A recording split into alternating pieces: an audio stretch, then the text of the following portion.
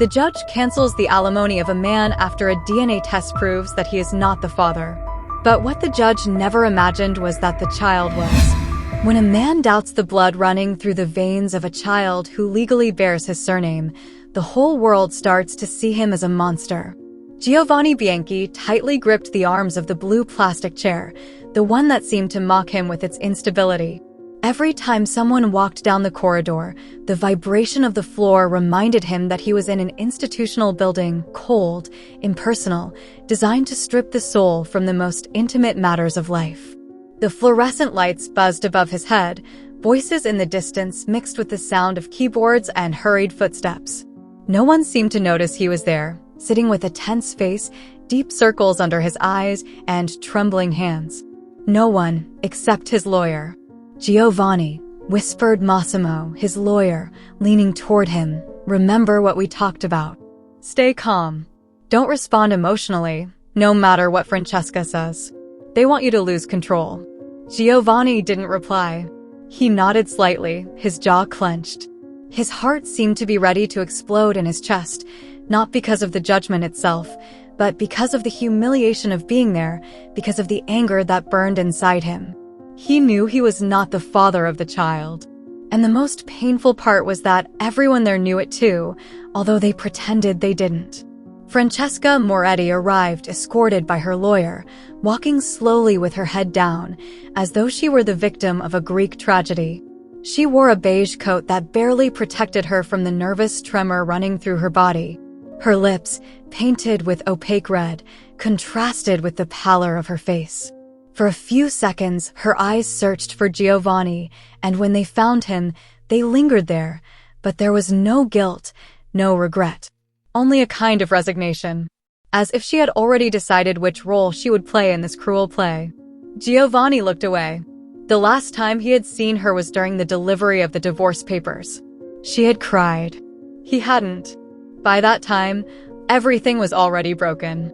But what he never imagined was receiving, weeks later, a legal notice informing him that he would have to respond legally for a child who was not his. Matteo. That name still made his stomach tighten. Not because he hated the child, but for what it represented, the lie incarnate in a small, innocent life. "Do you think she will make a move today?" asked Massimo, trying to read her face. "I don't know," Giovanni replied in a muted voice. "With Francesca, you never know. One week she writes saying she misses you. The next, she sues you." In the distance, someone was whispering about the media presence. A case like this, full of emotion, with moral and legal implications, always attracts attention. Some saw Giovanni as a man running from his responsibility. Others as a martyr of a system that punished the wrong people. Then Alessandro Ricci appeared. Impeccable. A gray suit, silk tie, perfectly groomed beard. He briefly greeted the court clerk and sat in the opposite row. He never looked at Giovanni, nor at Francesca. He just watched his own hands, as if he knew every movement he made would be closely examined. He didn't seem nervous. But there was something artificial about his calmness. A restraint only seen in those who hide secrets that could destroy them. Giovanni looked at him with a mixture of hatred and compassion. Not for what he had done to Francesca, but for participating in this farce. For staying in the shadows while another man carried the legal responsibility for his child. The judge hadn't entered the room yet. Outside, a child laughed with a social worker. Giovanni closed his eyes. For a second, he imagined Matteo running, playing, just like he had seen him once in a photo he found by accident on Francesca's social media. A child with dark curls and a bright smile. Did he have his eyes? No. Did he have his character? No. But did that matter in the eyes of the law? "You know what this means, right?" Massimo said, breaking the silence. "Yes," Giovanni replied. "This is not just a paternity hearing. It's a game of power, guilt, and hidden truths. Here, the one who tells the truth doesn't win. The one who survives wins." Giovanni took a deep breath. The air tasted of metal and defeat. The clerk announced the judge's entrance. Everyone stood up. The atmosphere shifted. This was no longer just a waiting room. It was an arena. Case number 2465, State of Texas versus Giovanni Bianchi, on behalf of Ms. Francesca Moretti. Hearing to determine legal paternity. The judge's voice rang out like a funeral bell. The first minutes were procedural. Names, dates, identity confirmation. And then came the most difficult question. Mr. Bianchi, do you recognize the minor Matteo Moretti as your son? Giovanni raised his eyes, swallowed hard, and said firmly, "No, Your Honor. I do not recognize him because he is not mine." A murmur ran through the room. The statement was expected, but hearing it aloud carried a different weight. As if, by saying it, Giovanni were signing a moral sentence. "Mrs. Moretti," the judge intervened, "you stated that you had a romantic relationship with another man during your separation from Mr. Bianchi, and that this man, Mr. Ricci, is the biological father of the child. Can you explain why you insist on attributing paternity to Mr. Bianchi?" Francesca blinked several times as if preparing to cry, but no tears came. "Because legally, we were still married. And because," she paused, "because I was scared. Alessandro didn't want to get involved at first. And Giovanni. Giovanni had been part of my life for so long. I thought he..." Silence fell like a knife. No one breathed. The confession wasn't criminal, but it was devastating. "What did you think I would do?" Giovanni said, breaking his silence. "Raise a child that isn't mine as if nothing happened?" Francesca lowered her head. Alessandro shifted uncomfortably in his seat. The judge gestured for them to not interrupt. "Mr. Ricci, are you the biological father of the child?" "Yes, Your Honor," Alessandro responded without hesitation. "And have you assumed any responsibility for the child?" "Since birth. Financially and emotionally."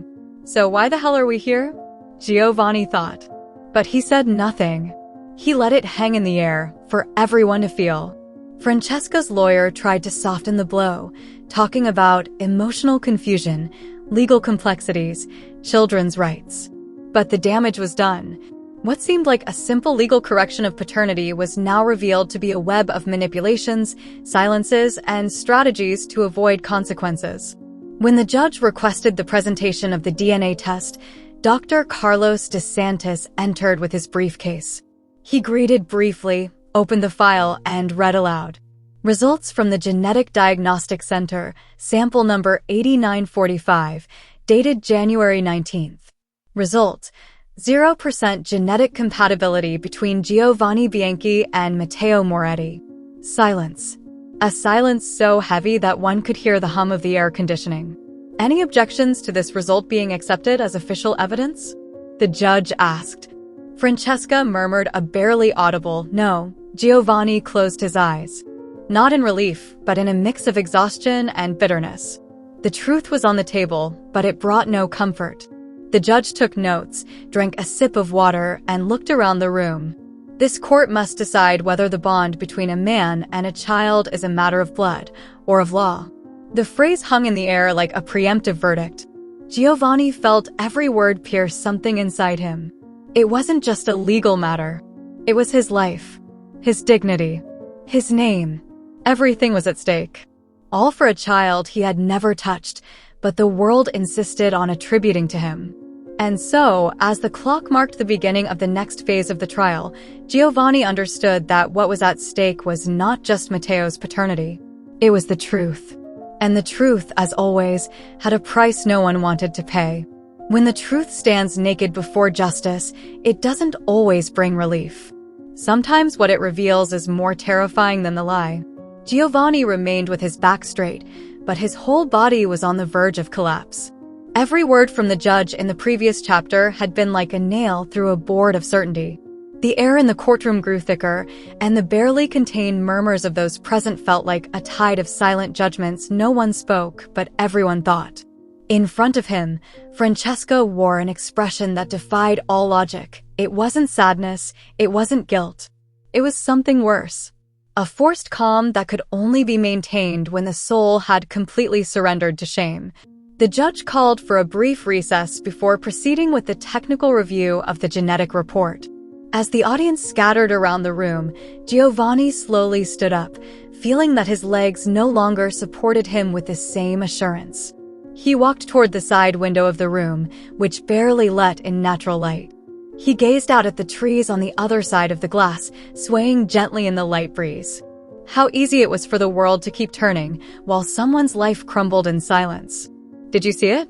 Giovanni whispered to Massimo, still staring outside. "The detail in the date. It doesn't match." Massimo approached, took out his copy of the file, and quickly reviewed it.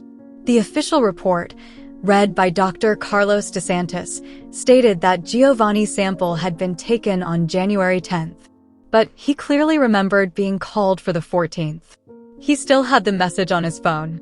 And that detail, although seemingly small, triggered a whirlwind of suspicions.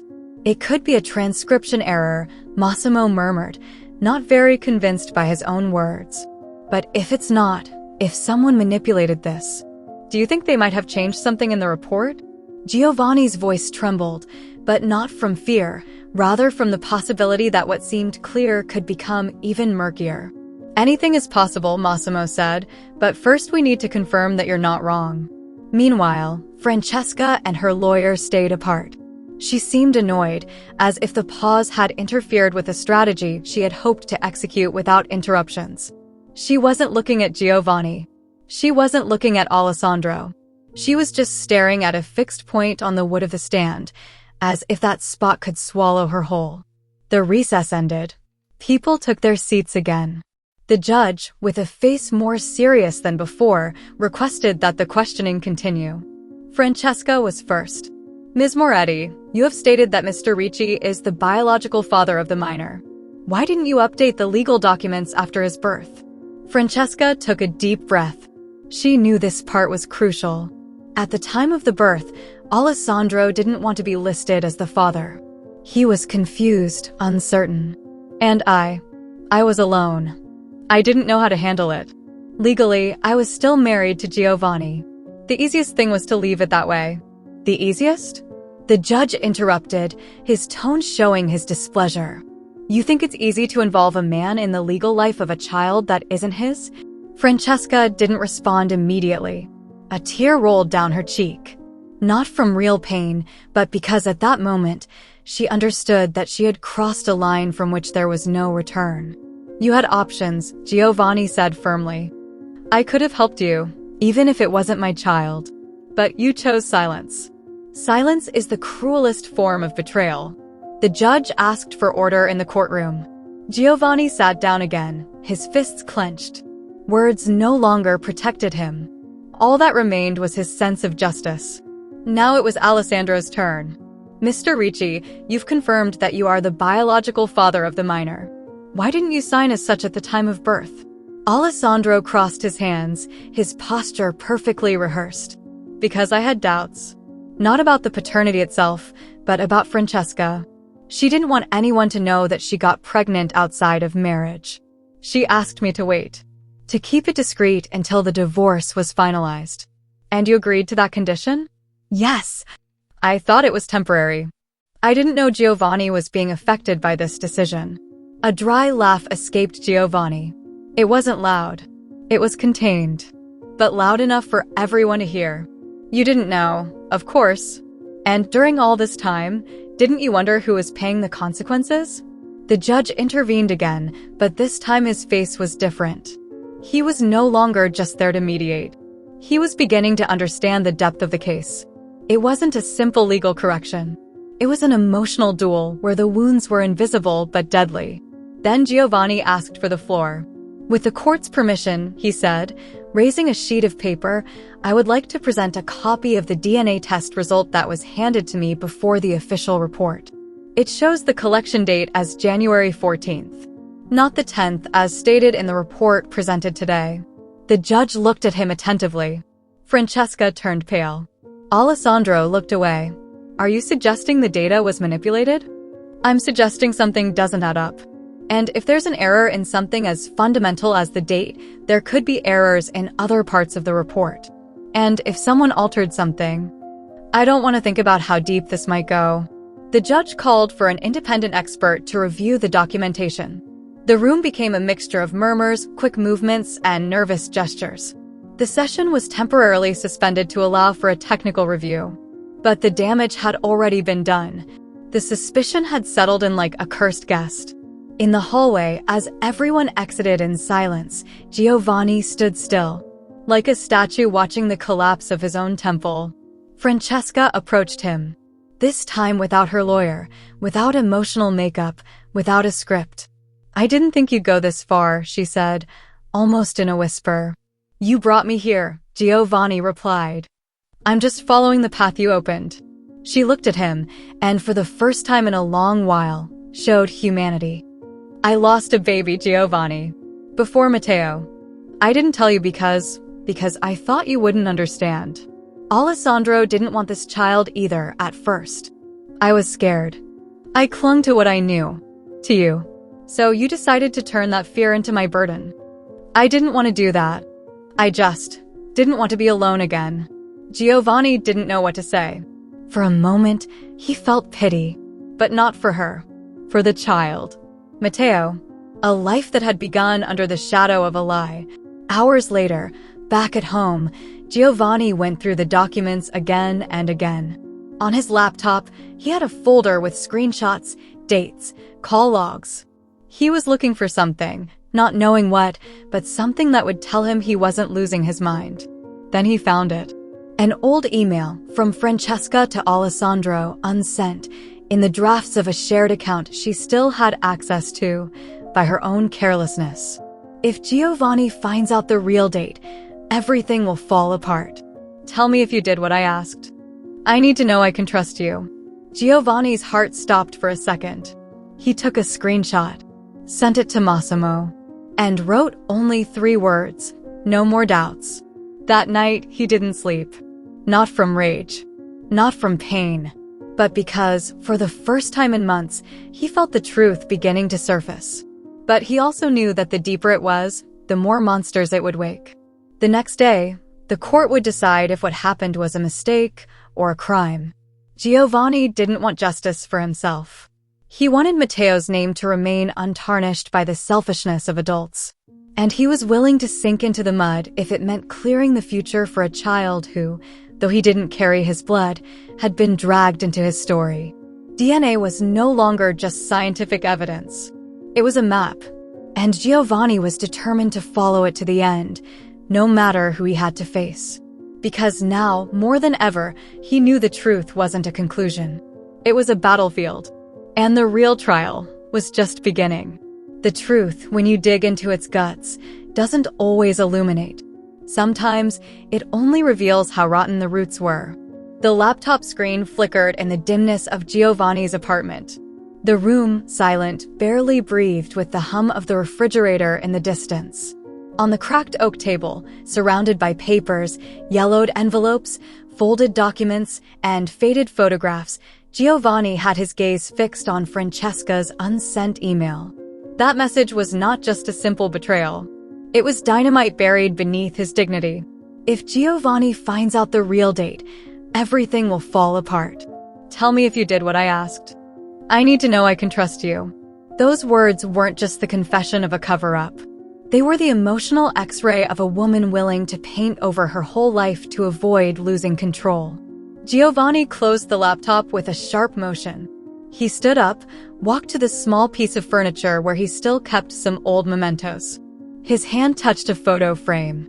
Francesca, with a summer smile and sunglasses, hugging Giovanni on the Amalfi Coast. It was during their 2nd anniversary. Behind the photo was a handwritten dedication, "Always you, even if the world falls apart." He felt a lump in his chest. Not from nostalgia, but from the violence with which words could turn into knives. The memory became physical.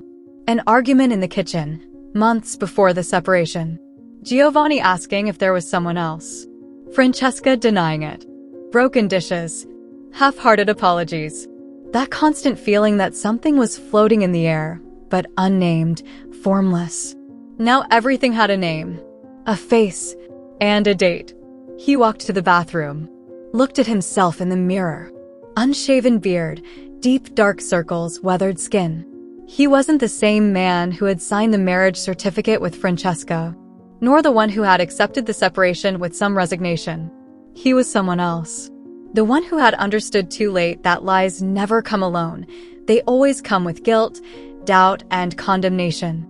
Meanwhile, on the other side of the city, in a discreet yet elegant cafe, Francesca sat waiting, holding a glass of wine. Her gaze was lost in the streets. She wore a dark coat, makeup flawless. She seemed serene, but her restless legs under the table betrayed her. Alessandro arrived a few minutes later.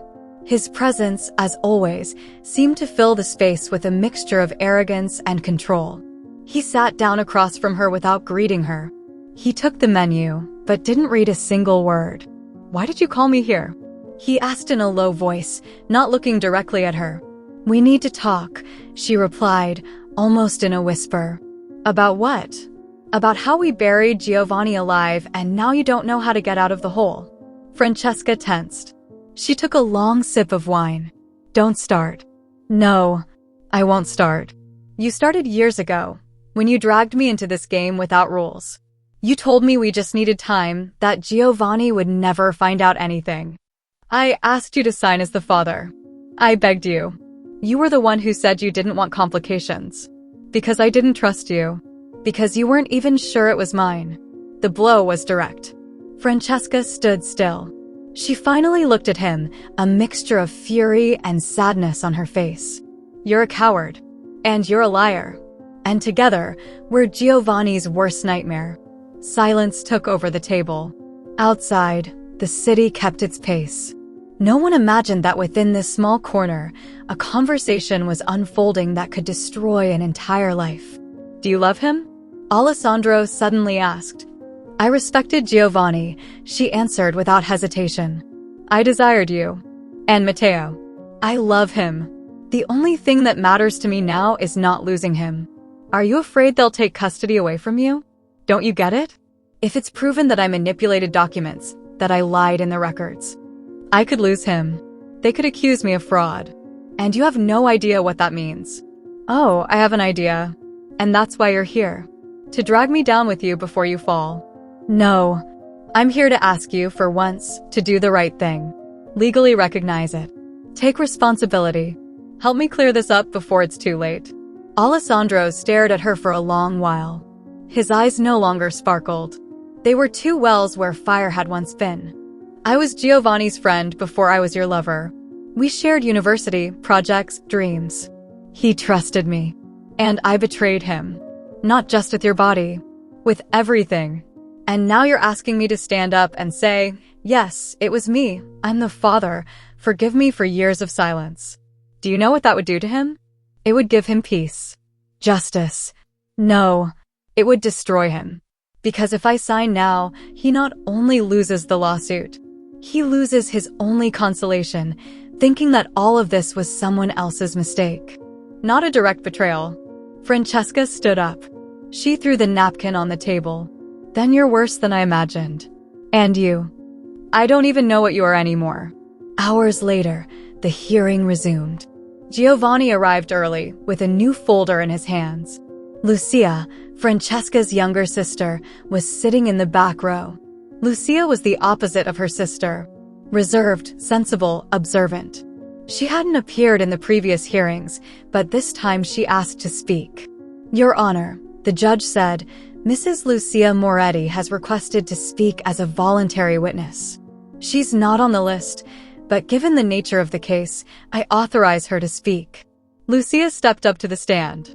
Her voice was soft, but each word fell like a stone. "Francesca is my sister, and I love her, but there are things I can't keep silent about anymore."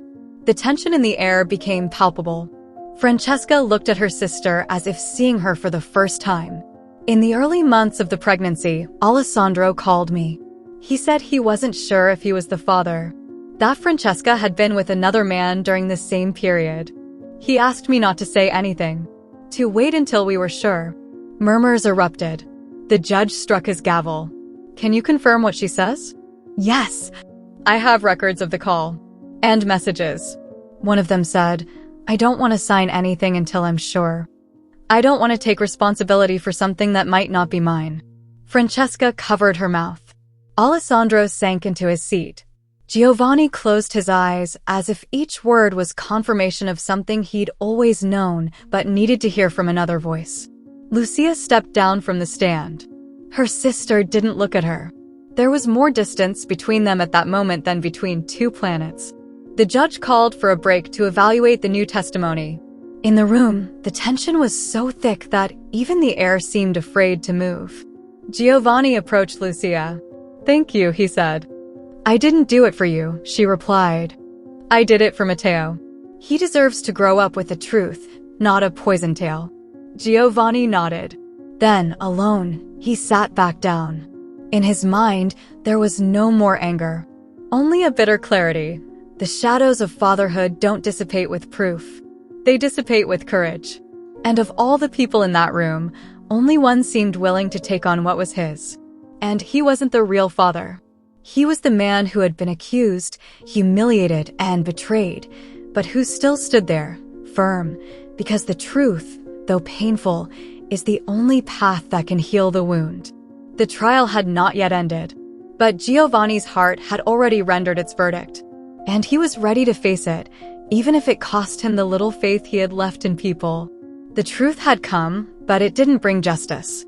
It brought bureaucracy, clauses, papers sealed with cold ink, and legal stares that didn't know what it meant to love, lose, or be betrayed.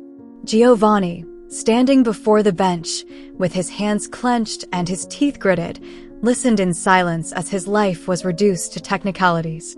The voices of the lawyers, one on top of the other, argued with surgical precision. None mentioned the pain. None spoke of the emptiness that lodged itself in his chest like an invisible splinter. Article 160.204 of the Texas Family Code. The lawyer for Francesca repeated in a monotone voice, "If a child is born within a legal marriage, the husband is presumed to be the legal father of the child, unless this presumption is contested within the established time frame." But it has already been contested, interrupted Massimo, Giovanni's lawyer. Not only by the testimony of both parties, but by a certified DNA test corroborated by experts. Mr. Bianchi has no biological or emotional connection to the child. He has never recognized him as his own. The contestation should have been made within 2 years of the child's birth, she continued. And that time frame, Your Honor, has already expired. The judge, hands clasped on the table, watched them in silence. The whole room felt like an airtight capsule with stale air where no one could breathe without guilt. Giovanni said nothing. It was no longer necessary. The rules were clear. The system didn't seek justice, but compliance. It didn't seek the truth, but order. And he had arrived too late. "So," he said in a quiet voice, barely audible, "DNA isn't enough?" The judge slowly turned toward him. "Mr. Bianchi, I understand your frustration. I even understand your indignation. But I am not the one who writes the law. I am simply the one who applies it." "Then explain something to me, Your Honor," Giovanni added, raising his voice. "What do I do with scientific evidence that says I'm not the father? Where do I put that paper? In my pocket? In the trash? That test shows you are not the biological father. But legally, you still are. Until proven otherwise through the proper procedure." "Proper for whom?" "Proper for the law," said the judge, unflustered. Giovanni felt the reality splitting in two, the one he lived in his soul, and the one dictated by the printed codes. In one, he was a betrayed man.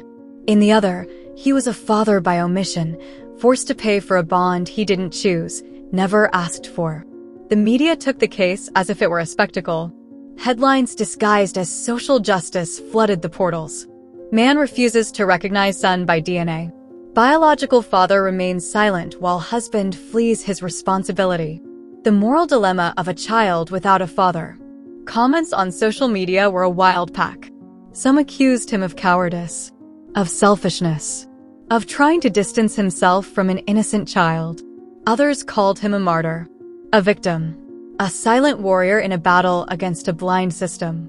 In the middle of this media chaos, an independent journalist, Valeria Cruz, contacted Giovanni.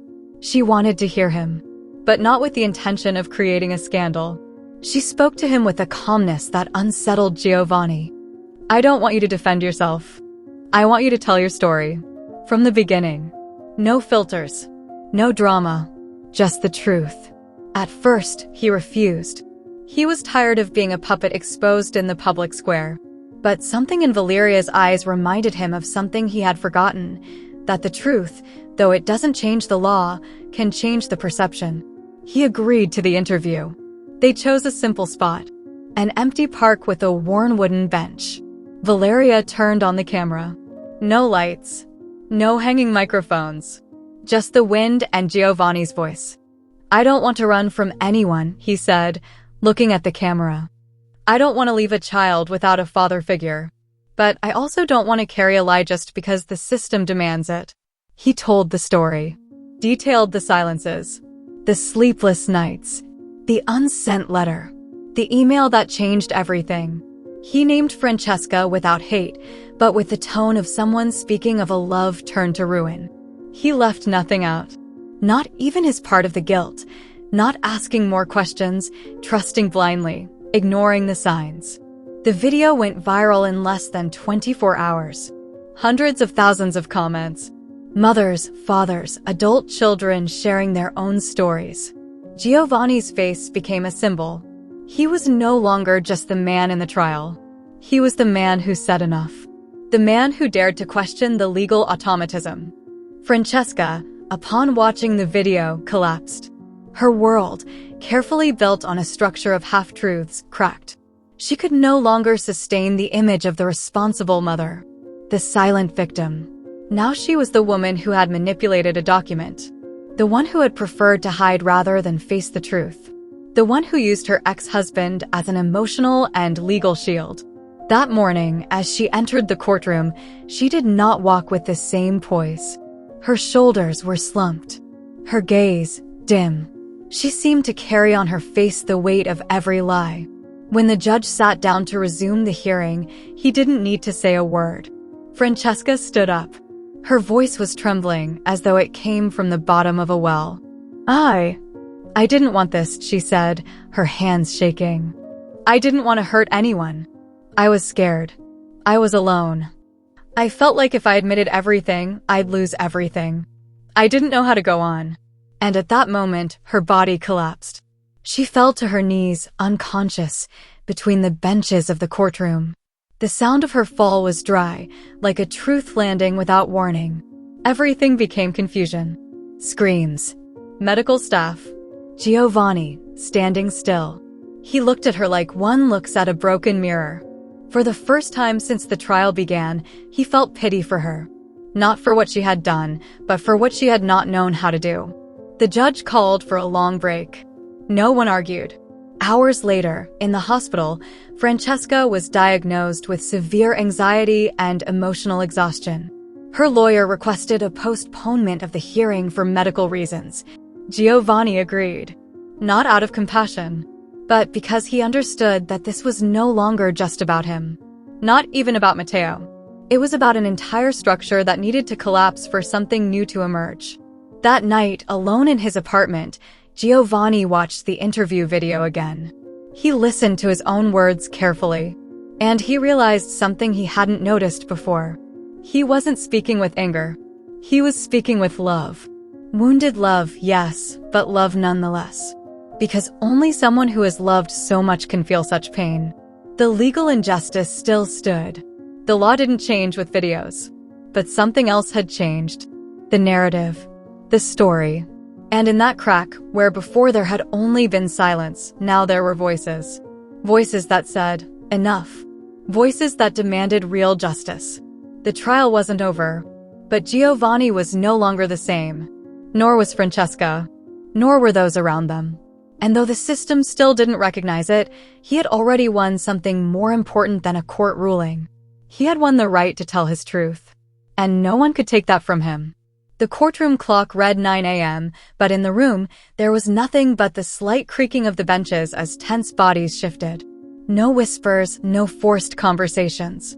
Just the contained breathing of everyone present. Each face seemed to have aged weeks over the past few days. Francesca sat with her shoulders hunched, eyes fixed on the worn wood of the floor. Alessandro fidgeted restlessly, crossing and uncrossing his legs, his fingers tapping on the briefcase he hadn't opened since his arrival.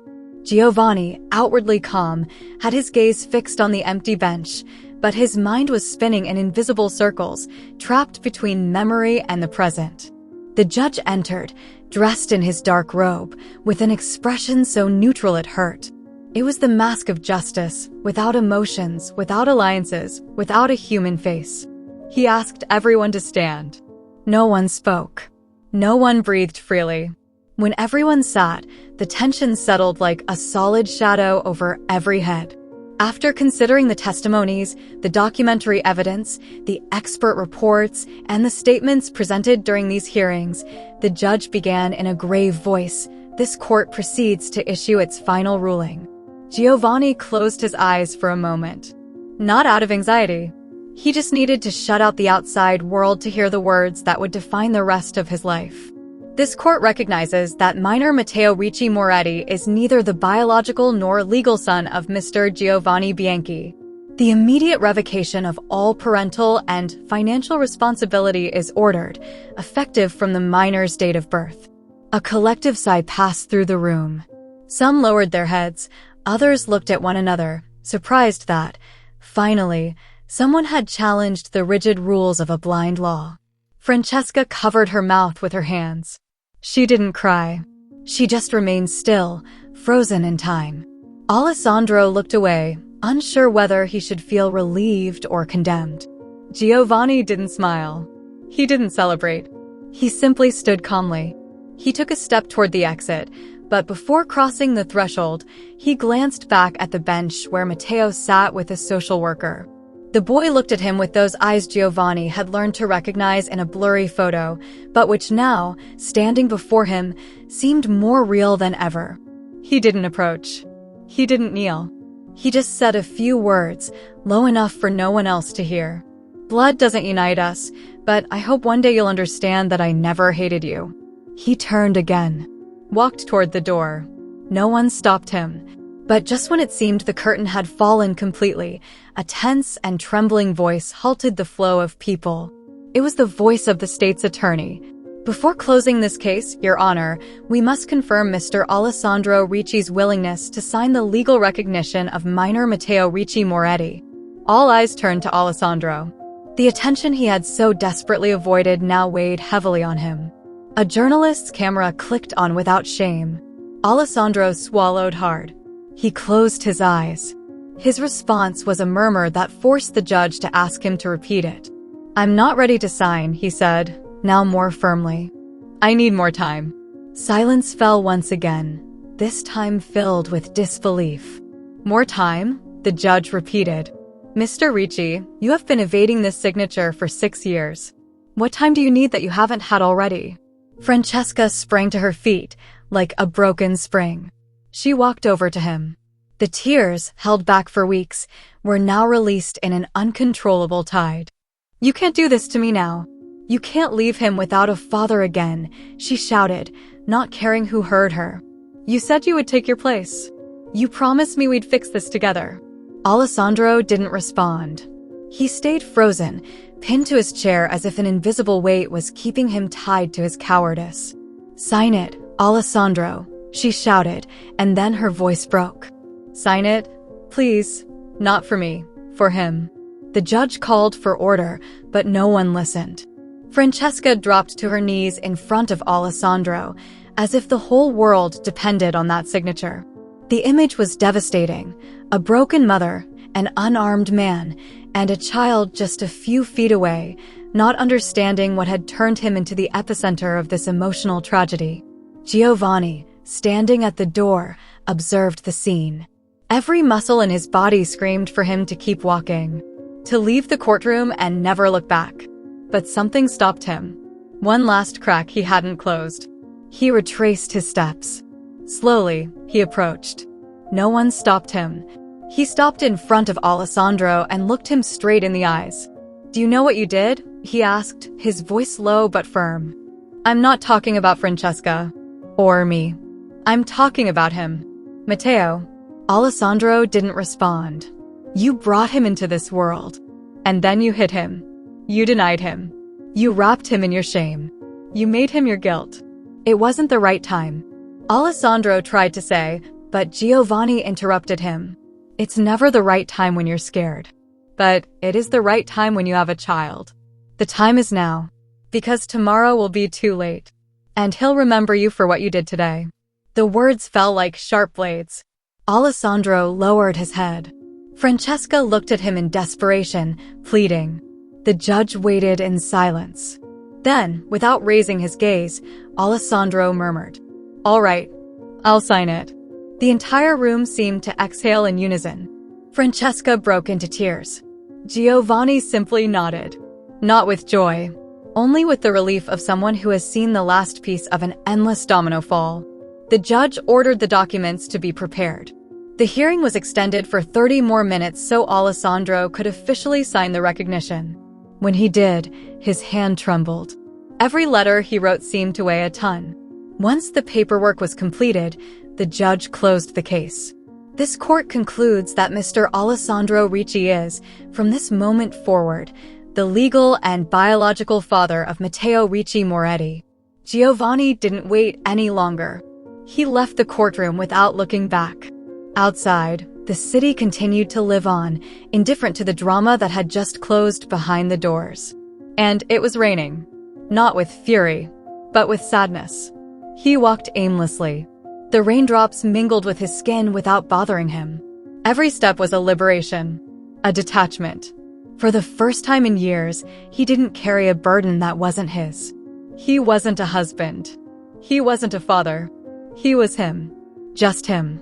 He remembered a phrase his father would repeat to him when he was a child, every time Giovanni tried to carry things he couldn't hold. Sometimes, being free doesn't mean winning, but letting go of what was never yours. Giovanni stopped under a tree, his coat soaked, his shoes full of mud. He took a deep breath, closed his eyes, and smiled. Not because of happiness, but because of peace. The chapter of the lie had ended. The chapter of the truth was just beginning. And even though Matteo wouldn't carry his name, he would carry the story of a man who, owing him nothing, fought for him more than many biological fathers dare to do. Because blood doesn't define. What defines is the truth.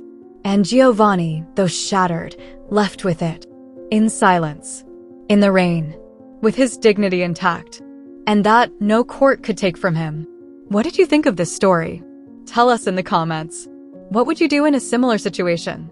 We invite you to like, subscribe to the channel, and share this video with your friends or family as a sign of support.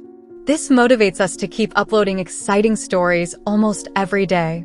Don't miss the next surprising narrative that's about to appear on your screen. We greatly appreciate having you here with us. You can click on the links appearing on your screen right now. We have an exclusive selection of captivating stories and guaranteed entertainment just for you. See you in the next video. A hug.